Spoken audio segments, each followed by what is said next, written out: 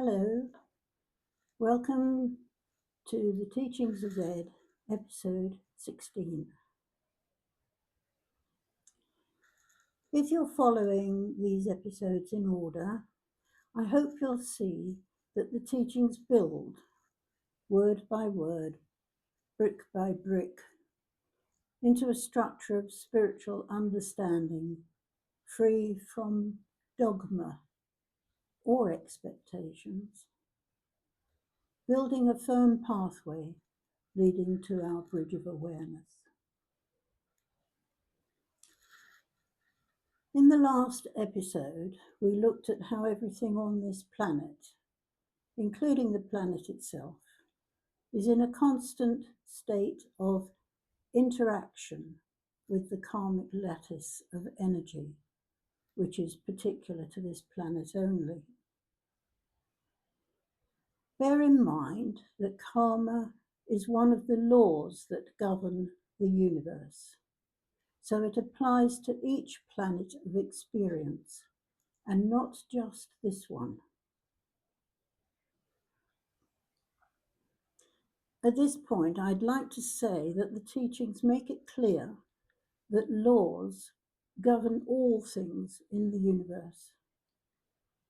They point out that certain fundamental laws of physics are observed by man, so why should higher understandings be any different?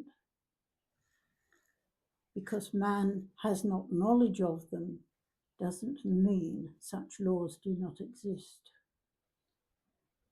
Nothing can exist outside the laws, for within the total accumulation of all laws is ultimate knowledge. Because of man's reluctance to accept certain laws which he finds distasteful, he assumes that things within spiritual realms are haphazard, but they are not. So now I'm going to share another of Zed's lovely stories, this time relating to reincarnation and our individual karma. We will call it the carriage of experience. Here it is. Your higher self is carried through life in a carriage. The carriage consists of all aspects of your being. Between lifetimes, you depart from the carriage. Now, on top of the carriage, there is a roof rack, which carries all the packages of karma from the past. And when the higher self arrives and steps inside the carriage, the packages must be delivered on the journey through life to the correct destination. Okay. The horses that pull the carriage are the mind. And whereas the higher self is aware of the destination, the mind has choice, for the reins lie empty in the driver's seat. So we need awareness, don't we, to fill that seat and pick up the reins and steer the mind in a positive direction.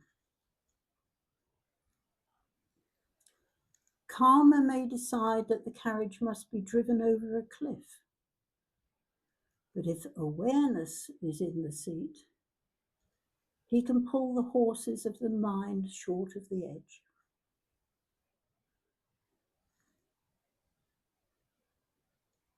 Shall we call the carriage transitional thought? For it's moving, isn't it?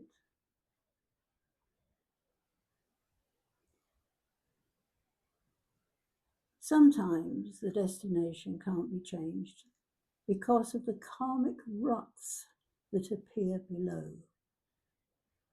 those that have been caused by others that came before you. But that's something else to think about.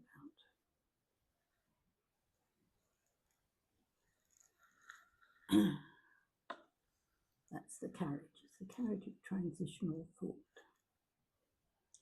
It's like Zed paints a picture with words, isn't it? But the picture needs a lot of examining to fully appreciate it. As Zed told us at the time, we hope we haven't oversimplified what for you to understand is a complex problem. It's the most complex subject so far. Each part of the teachings needs to be processed, considered, and evaluated over a period of time. Otherwise, they will be of limited value in your life. The subject of karma is central to understanding our purpose, the reason for being alive. A few belief systems in the world embrace karma, but base it on the assumption of crime and punishment, which it is not. As we've said before, karma is a tool of spiritual growth. And of course, it includes accountability for our thoughts and actions, but essentially, it ensures that what we don't understand now, we'll have opportunities of understanding later. This is the process of raising awareness through experience.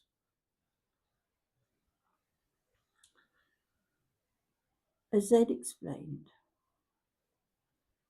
and these are his words, one of the problems we have is that many of our religious leaders, in order to support their written words, have thrown aside the ancients' understanding of reincarnation and karma.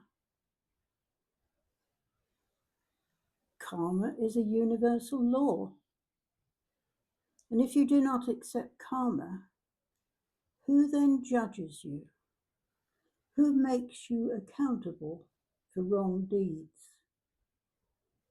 How do you say to the wrongdoers of the world, you should not be doing this? You have to turn universal love into a God of judgment. And that is what some major religions have done. For if you have a God of judgment, he can then justify killings, can he not? But they don't read their own teachings, do they? So now you see the value of karma, for it allows God, however you see God, to stand in the purest love. Whereas you may accept God, as we do, as universal love, where you have a God of judgment, the advocators of such a God can pronounce judgments on others, saying, this is in the name of God. But if you have a God of unconditional love, how can you justify causing suffering to others? Such were the understandings of the original Christians. Where has their belief gone? Lost in dogma and doctrine, the invention of which is not of God, but of those who would use such opinions to their own advantage. And such is true of many religions throughout the world. There is a need in all of them to return to simplicity and truth.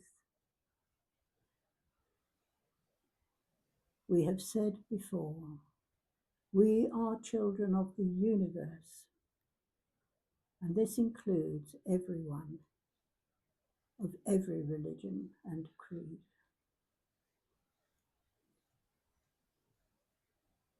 It is time to see past the futility and stupidity of such narrow-minded views, to understand the importance of a being of experience on a planet of experience in a great universe of experience.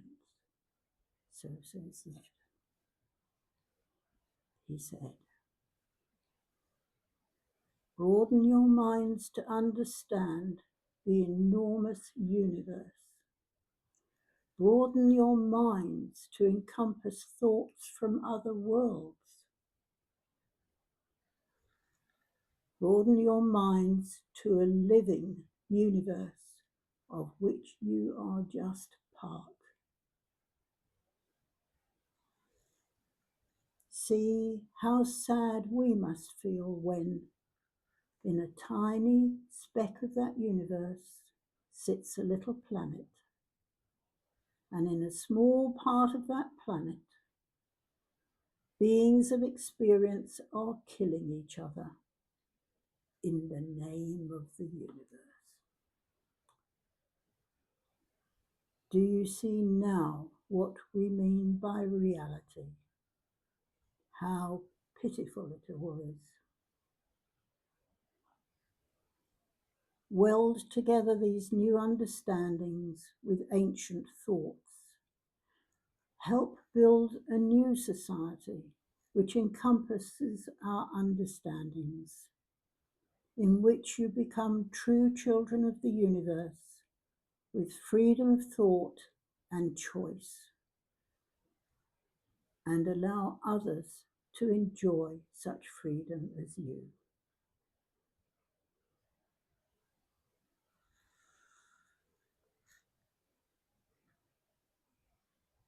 Thank you for the privilege of being able to share these words with you.